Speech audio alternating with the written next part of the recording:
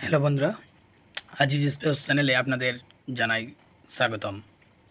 তো আজকে আমরা যে ম্যাচটি নিয়ে কথা বলবো সেটি হয়েছিল লখনউ সুপার জায়ান্ট এবং পাঞ্জাব কিংসের মধ্যে।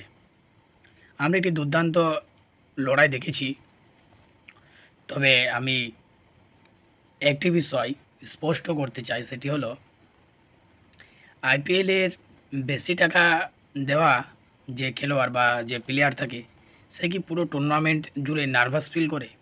আমরা দেখেছি 2024 সালে মিচেল স্টার্ক, তিনি ছিলেন সবথেকে বেশি টাকা নেওয়া প্লেয়ার, কিন্তু তিনি শেষ সেমিফাইনাল আর ফাইনাল ছাড়া সেরকম কোনো পারফরমেন্স কিন্তু তিনি কলকাতার হয়ে দেখাতে পারেননি।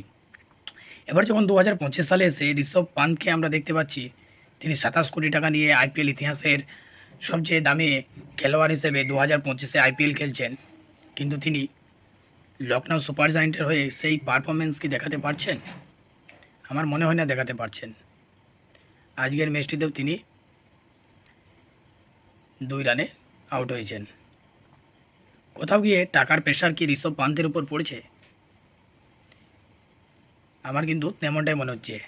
ঋষভ পান্ত এছাড়াও ভেঙ্কটেশ আয়ারের কথা আমরা বলতে পারি, যিনি 23 কোটি প্রায় 24 কোটি টাকা নিয়ে 2025-এ আইপিএলে খেলছেন, কিন্তু তার কাছ থেকেও আমরা কিন্তু সেরকম পারফরমেন্স দেখতে পাচ্ছি না। আজকে লখনউ সুপার জায়ান্ট পাঞ্জাব কিংসের বিরুদ্ধে 177 রানের 171 রানের একটি টোটাল তারা দাঁড় করায়, যাতে 172 রানের একটি টার্গেট পায় পাঞ্জাব কিংস। এটি খুব সুন্দরভাবে ভাবা যাচ্ছিল, বা এটি শ্রেয়াস আইয়ারের বর্তমান যে ফর্ম সেটি দেখে বোঝা যাচ্ছিল পাঞ্জাব কিংস খুব সহজে ম্যাচটিকে জিতে নেবে, এবং আমরা কিন্তু পুরো ম্যাচ জুড়ে সেটি দেখেছি পাঞ্জাব কিংস দাপটের সঙ্গে এই ম্যাচটিকে কিন্তু জিতেছে। এছাড়াও লখনউয়ের হয়ে আজকে আইস বদনি 33 বলে 41 রানের পারফরমেন্স করেছে। আগের ম্যাচগুলোতে তিনি খুব একটা ভালো পারফরমেন্স কিন্তু করতে পারেননি। এই ম্যাচে কিছুটা হলেও দলের হাল তিনি কিন্তু ধরেছিলেন। মিশেল মার্কসকে আমরা দেখেছি এই ম্যাচে তিনি কিন্তু রান পাননি। অ্যাডাম মাকরাম তিনি কিছুটা রান করেছেন, কিন্তু এটি কিন্তু দলের জন্য যথেষ্ট নয়। তেনাকে আরও বড় একটি স্কোর কিন্তু দাঁড় করাতে হবে, যাতে লখনউ সুপার জায়ান্ট উচ্চমানের একটি ক্রিকেট আমাদেরকে উপহার দিতে পারে। লখনউ সুপার জায়ান্টের এটি নিয়ে 3টে ম্যাচ খেলা হয়ে গেল, তার মধ্যে তারা 2টিতে হেরেছে, একটাতে জয় পেয়েছে। অন্যদিকে পাঞ্জাব কিংস দুর্দান্ত ক্রিকেটটাই না খেলছে ভাই। যখন থেকে 2025 সালে শ্রেয়াস আইয়ারকে তারা যখন ক্যাপ্টেন করেছে, এটা ফেয়ারলেস ক্রিকেট কিন্তু তারা খেলছে, পজিটিভ মনোভাব নিয়ে কিন্তু ক্রিকেট খেলছে।